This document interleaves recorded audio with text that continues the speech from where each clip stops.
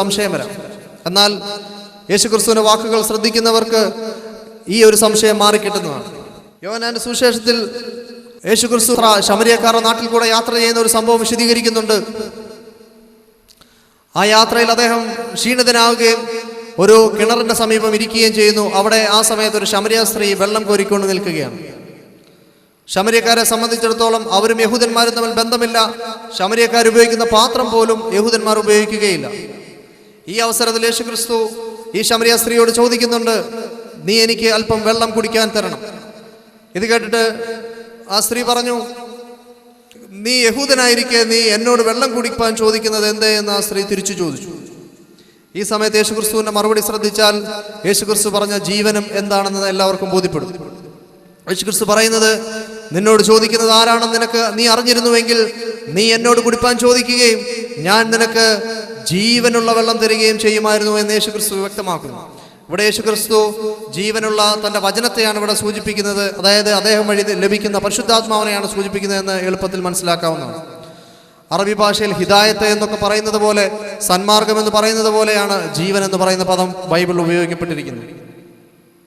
മറ്റൊരിക്കൽ യോഹന്നാൻ സുവിശേഷം 6-ാം അധ്യായം 25 മുതൽ 7 വരെയുള്ള സുദീർഘമായ ഭാഗത്ത് യേശുക്രിസ്തുവുമായി ബന്ധപ്പെട്ട ഒരു ദീർഘമായ സംഭാഷണം നടക്കുന്നു. യേശുക്രിസ്തു 5 അപ്പം കൊണ്ട് 5000 പേരെ പോഷിപ്പിച്ച ഒരു അത്ഭുതം നടന്നതിന്റെ പിറ്റേ ദിവസം ജനങ്ങൾ പിന്നെയും അദ്ദേഹത്തിന്റെ അടുക്കിലേക്ക് ഒരുമിച്ച് കൂടി. അവരുടെ ഉദ്ദേശം യേശുവിൽ നിന്നും ആഹാരം കിട്ടുക എന്നുള്ളതായിരുന്നു.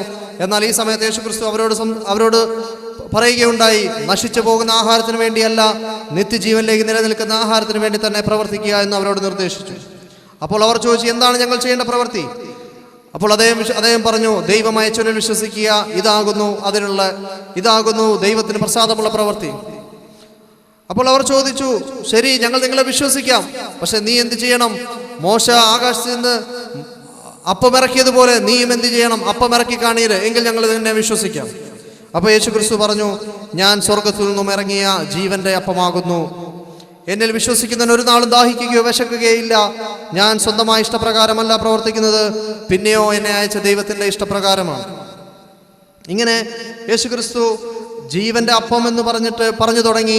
അതിനുശേഷം പിന്നീട് അദ്ദേഹം പറഞ്ഞു, ജീവിക്കുന്ന പിതാവ് എന്നെ അയച്ചിട്ട് ഞാൻ പിതാവിനാൽ ജീവിച്ചിരിക്കുന്ന പോലെ എന്നെ ഭക്ഷിക്കുന്നവൻ ഞാൻ മൂലം ജീവിക്കും എന്ന് പറഞ്ഞിട്ട് ഇദ്ദേഹം ആവർത്തിച്ച് മഹാനായ യേശുക്രിസ്തു ജീവനെ തന്റെ വചനത്തിനോട് ഉപമിച്ചുകൊണ്ട് ധാരാളം സ്ഥലത്ത് പറയുകയാണ്. അതിനുശേഷം ഇങ്ങനെ ദീർഘമായ സംഭാഷണങ്ങൾ മുന്നോട്ട് പോയി. യേശുവിന്റെ അനുയായികൾപ്പെട്ട ആളുകൾക്ക് തന്നെ അദ്ദേഹത്തിന്റെ സംഭാഷണം ഗ്രഹിക്കുവാൻ കഴിഞ്ഞില്ല. അപ്പോൾ അവർ പരസ്പരം ചോദിച്ചു, എത്ര കഠിനമായ വാക്ക്, ഇത് ഗ്രഹിപ്പാൻ ആർക്കാണ് സാധിക്കുക? അവർ പരസ്പരം പിറുപിറുക്കുന്നത് കണ്ടിട്ട് യേശുക്രിസ്തു ചോദിച്ചു, നിങ്ങൾക്ക് ഞാൻ പറയുന്നത് മനസ്സിലാകുന്നില്ലേ? എങ്കിൽ ഞാൻ ഇത് വിശദീകരിച്ചു തരാമെന്ന് പറഞ്ഞിട്ട് യേശുക്രിസ്തു വിശദീകരിക്കുന്ന ഭാവം ഇങ്ങനെയാണ് കാണുന്നത്. ജീവിപ്പിക്കുന്നത് ആത്മാവാകുന്നു, ശരീരം ഒന്നിനും ഉപകരിക്കുന്നില്ല. ഞാൻ സംസാരിച്ചിട്ടുള്ള വചനങ്ങൾ ജീവനും ആത്മാവും ആകുന്നു. അതായത് യേശുക്രിസ്തു തന്റെ സംസാരമധ്യേ ഉപയോഗിച്ച ജീവൻ എന്ന് പറയുന്ന പദം ജീവന്റെ വചനത്തെ കുറിച്ചിട്ടാണ്, അഥവാ യേശുക്രിസ്തു ലഭിച്ച സുവിശേഷത്തെ കുറിച്ചിട്ടാണ്. ഇങ്ങനെ ഇദ്ദേഹം അത് വിശദീകരിച്ചതിന് ശേഷവും അദ്ദേഹത്തിന് അനുയായിൽപ്പെട്ട ധാരാളം ആളുകൾ അദ്ദേഹത്തെ പിൻപറ്റാതെ വിട്ടുമാറി പോവുകയുണ്ടായി. ഈ സമയത്ത് അപ്പോസ്തലന്മാർ അദ്ദേഹത്തിന്റെ കൂടെ തന്നെ ഉറച്ചു നിന്നു. യേശുക്രിസ്തു അപ്പോസ്തലന്മാരോട് ചോദിച്ചു, എന്താ നിങ്ങളും എന്നെ വിട്ടു പോകുന്നില്ലേ? ആ സമയത്ത് അപ്പോസ്തല പ്രമുഖനായ പത്രോസ് മറുപടി പറഞ്ഞു, ഞങ്ങൾ എങ്ങോട്ട് പോകാൻ? നിത്യജീവന്റെ വചനം നിന്റെ പക്കലല്ലോ ഉള്ളത്.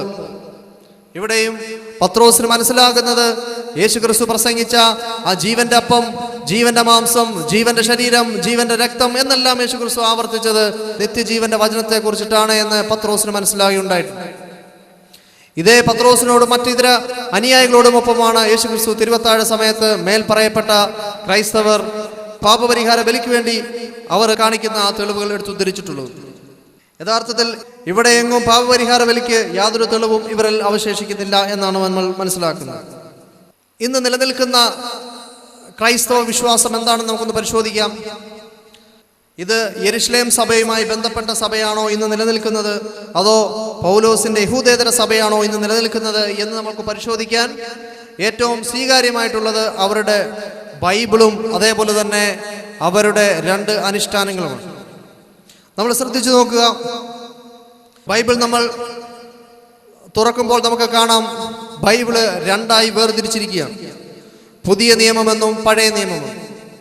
പഴയ നിയമം എന്ന് പറയുന്നത് മോശേക ന്യായപ്രമാണവും അതേപോലെ തന്നെ മറ്റ് പ്രവാചകന്മാരുടെ സംഭവങ്ങളും അടങ്ങിയിട്ടുള്ള ആ ഭാഗം, അതിനെ പഴയ നിയമം എന്ന് പറഞ്ഞ് ഒതുക്കി വെച്ചിരിക്കുകയാണ്. നേരെ മറിച്ച് പുതിയ നിയമമായി കൊണ്ട് അവതരിപ്പിച്ചിരിക്കുന്നത് യേശുക്രിസ്തുവിൻ്റെ പാപപരിഹാര ബലിയുമായി ബന്ധപ്പെട്ടിട്ടുള്ള ആ ആശയത്തെയാണ്. ഇത് ഒറ്റയടിക്ക് തന്നെ വ്യക്തമാക്കുന്നത് ഈ ആശയം എന്ന് പറയുന്നത്, ഈ ബൈബിളിലെ ഈ ഘടന എന്ന് പറയുന്നത് പരിപൂർണമായി പൗലോസിന്റെ ആദർശത്തിന് വിധേയമായിട്ടുള്ളതാണ്. ഒരിക്കലും യെരുശലേമിലുള്ള അപ്പോസ്തല സഭയെ സംബന്ധിച്ചിടത്തോളം അത് മോശേക ന്യായപ്രമാണം പഴയ നിയമമല്ല എന്ന് നമ്മൾ കണ്ടു. അവർ ന്യായപ്രമാണം അനുഷ്ഠിച്ചിരുന്നു, പരിച്ഛേദന ചെയ്തിരുന്നു എന്ന് നമ്മൾ കണ്ടു. യാഗങ്ങളും ഇതര കർമ്മങ്ങളും എല്ലാം അവർക്കുണ്ടായിരുന്നു എന്ന് നമ്മൾ മനസ്സിലാക്കി. ഇതിന്റെ അടിസ്ഥാനത്തിൽ നമുക്ക് ഒറ്റയടിക്ക് തന്നെ പറയാൻ സാധിക്കും, ഈ ഘടന യെരുശലേം സഭയ്ക്ക് സ്വീകാര്യമല്ല. കാരണം ഇങ്ങനെ പറഞ്ഞതിന്റെ പേരിൽ പൗലോസ് ലീഹയെ അവർ നേർരേഖ കാണിച്ചു കൊടുത്തിട്ടുണ്ട് എന്ന് നമുക്ക് മനസ്സിലാക്കാം. രണ്ടാമതായി നമ്മൾ അതിന്റെ ഭാഷ ഒന്ന് പരിശോധിച്ച് നോക്കിയാൽ മനസ്സിലാകും, യെരുശലേം സഭയുടെ അരമായ ഭാഷയോ അല്ലെങ്കിൽ അപ്പോസ്തലന്മാർ ഉപയോഗിച്ചതോ യേശു ഉപയോഗിച്ചതുമായ അരമായ ഭാഷയല്ല അതിന്റെ ഭാഷ. അതിന്റെ മൂലഭാഷ എന്ന് പറയുന്നത് ഗ്രീക്കാണ്. ഈ ഗ്രീക്ക് എന്ന് പറയുന്നതും പൗലോസിന്റെ അന്ത്യോക്യ സഭയുടെ ഭാഷയാണ്. ഇനി നമ്മൾ അതിലെ പുസ്തകങ്ങളിലേക്ക് കടന്നാലോ, ബൈബിളിലെ 27 പുതിയ നിയമഭാഗത്തിലെ 27 പുസ്തകങ്ങളിൽ കാണപ്പെട്ട 13 ലേഖനങ്ങളും എഴുതിയിരിക്കുന്നത് പൗലോസാണ്. പിന്നീടുള്ള മറ്റൊരു ലേഖനമായ എബ്രായ ലേഖനം ആരെഴുതിയെന്ന് അറിയില്ലെങ്കിലും അത് പൗലോസാണ് എന്നുള്ളതാണ് സഭ എത്തിച്ചേർന്നിരിക്കുന്ന അനുമാനം. അതേപോലെ പിന്നീട് പൗലോസിന്റെ അനുയായ ലൂക്കോസ് 2 പുസ്തകങ്ങളും മറ്റൊരു അനുയായ മാർക്കോസ് 1 സുവിശേഷവും പിന്നീട് പത്രോസിന്റെ പേരിലുള്ള 2 ലേഖനങ്ങൾ പൗലോസിന്റെ അനുയായ ശീലാസിന്റെ വ്യക്തമായ ഇടപെടലോടുള്ളതാണെന്നും എല്ലാം നമ്മൾക്ക് ബൈബിൾ ചരിത്രകാരന്മാർ തന്നെ വിശദീകരിച്ചു തരുന്നുണ്ട്. അപ്പോസ്തലന്മാരുടെ പേരിൽ കാണപ്പെടുന്ന പുസ്തകങ്ങൾ, പത്രോസിന്റെ ലേഖനം, യൂദായുടെ ലേഖനം, വെളിപാട് പുസ്തകങ്ങൾ, യോഹന്നാന്റെ 3 ലേഖനങ്ങൾ ഒന്നും തന്നെ ഒരർത്ഥത്തിലും സ്ഥിരപ്പെട്ടവയല്ല എന്ന് വ്യക്തമാക്കുന്നത് റോമൻ കത്തോലിക്ക ബൈബിളായ POC തന്നെയാണ്. ഇനിയിപ്പോൾ നമുക്ക് 2 അനുഷ്ഠാനങ്ങൾ ശ്രദ്ധിക്കാം. ക്രിസ്തുമതം തുടർന്നുകൊണ്ടിരിക്കുന്ന 2 കൂദാശകൾ, 2 കർമ്മങ്ങളാണ് പ്രധാനമായും ഉള്ളത്. ഒന്ന് സ്നാനമാണ്, 2 അപ്പം നുറുക്കലാണ്. നമ്മൾ സ്നാനം ശ്രദ്ധിക്കാം. യേശു ക്രിസ്തുവിന്റെ കാലഘട്ടത്തിൽ തന്നെ യേശു ക്രിസ്തു സുവിശേഷം പറയുകയും ദൈവരാജ്യത്തെക്കുറിച്ചുള്ള സുവിശേഷം പറയുകയും ജനങ്ങളെ സ്നാനപ്പെടുത്തുകയും ചെയ്യുമായിരുന്നു. യേശുവിന്റെ ശിഷ്യന്മാരായിരുന്നു സ്നാനപ്പെടുത്തിക്കൊണ്ടിരുന്നത്. ഈ ചെയ്ത സ്നാനം തന്നെയാണോ ഇന്ന് ക്രൈസ്തവർ തുടർന്നുകൊണ്ടിരിക്കുന്നത് നമുക്കൊന്ന് പരിശോധിക്കാം. ഇന്നത്തെ സ്നാനത്തെക്കുറിച്ച് പുതിയ നിയമത്തിലെ കൊലോസിയ ഭാഗത്ത് പൗലോസ് ലേഖ വിശദീകരിക്കുന്നത് ഇപ്രകാരമാണ്: സ്നാനത്തിൽ നിങ്ങൾ ക്രിസ്തുവിനോടുകൂടി കുഴിച്ചിടപ്പെടുകയും ക്രിസ്തുവിനെ മരിച്ചവരിൽ നിന്ന് ഉയർപ്പിച്ച ദൈവശക്തിയിലുള്ള വിശ്വാസത്താൽ അവിടുത്തോടൊപ്പം ഉയർത്തെഴുന്നേൽപ്പിക്കപ്പെടുകയും ചെയ്യുന്നു.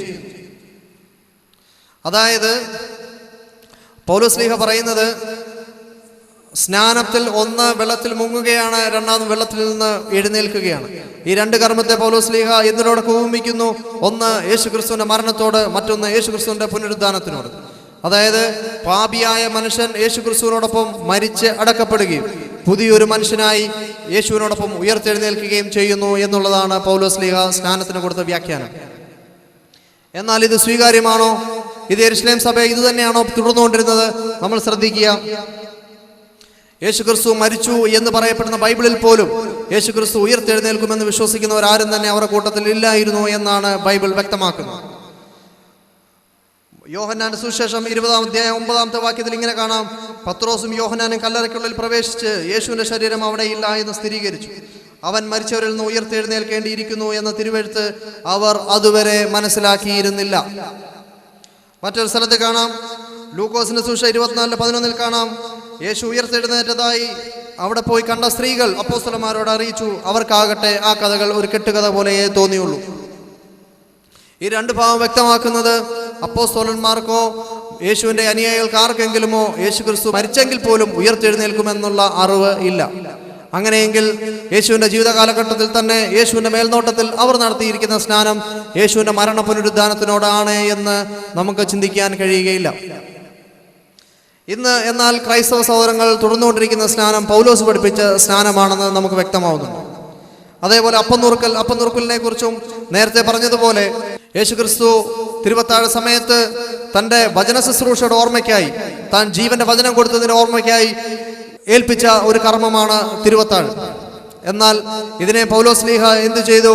യേശുക്രിസ്തുവിന്റെ മരണവുമായി ബന്ധിപ്പിക്കുകയും യേശുക്രിസ്തു സഹിച്ച പീഡനയ്ക്ക് വേണ്ടിയും അതേപോലെ തന്നെ മനുഷ്യർക്ക് വേണ്ടി ചൊരിഞ്ഞ രക്തത്തിന്റെ ഓർമ്മയ്ക്കായിട്ടും ഇത് ചെയ്യുന്നതിന് വേണ്ടി അദ്ദേഹം 1 കൊരിന്ത്യർ 11:23 മുതൽ 26 വരെയുള്ള ഭാഗത്ത് വിശദീകരിച്ചിട്ടുണ്ട്.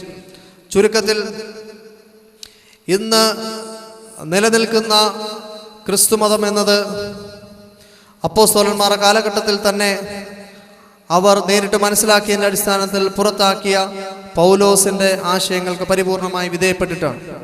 യഥാർത്ഥത്തിൽ യേശുക്രിസ്തുവിൻ്റെ മാർഗം അപ്പോസ്തലന്മാരിലൂടെ നടന്നാണ്